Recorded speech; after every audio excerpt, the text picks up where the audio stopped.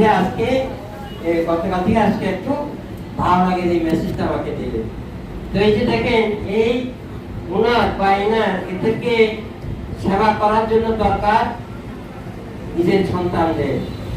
কিন্তু আমরা এখানে দেখেছি অনেক বাবা দুঃখ প্রকাশ করেন আমাদের সাথে, বিশেষ করে আমার সাথে অনেকে কেঁদে কেঁদে বলে, তখন আমি কি বলবো, বলি যে দোয়া করে তাদের জন্য আর কিছু করার নেই।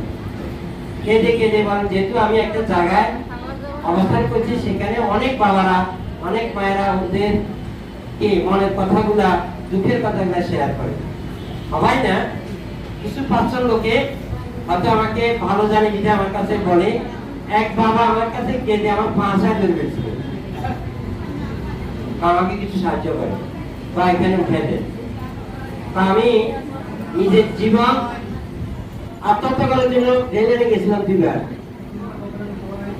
দেখেন কত বড় দুঃখের কথা, তার ছেলেও আছে, তার ওয়াইফও আছে, মেয়েও আছে, সবই আছে। আত্মহত্যা করার জন্য 2 বার বেড়ে গেছে, আবার চিন্তা করছে এটা তো গুনাহ, এখান থেকে বিরত আছে। তাহলে দেখেন এই লোকের ভিতরে কি পরিমাণ দুঃখ কাজ করতেছে।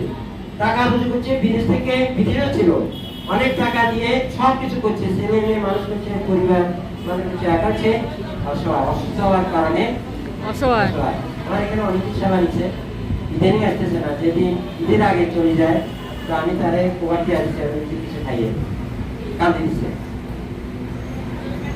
তো যাই হোক, কথাটা বলা যে আমাদের এখানে সেরাজের পরিবারে শুধু এখানে তাই না, সারা বিশ্বে, সারা বাংলাদেশে আমাদের সেরাজের প্রত্যেক মাকে বাবাকে সেবার জন্য আপনার চেষ্টা করতেছি, তাদের নিজ নিজ জায়গা থেকে আমরা চেষ্টা করতেছি, হয়তো অতটুকু পাচ্ছি না, চেষ্টা করতেছি।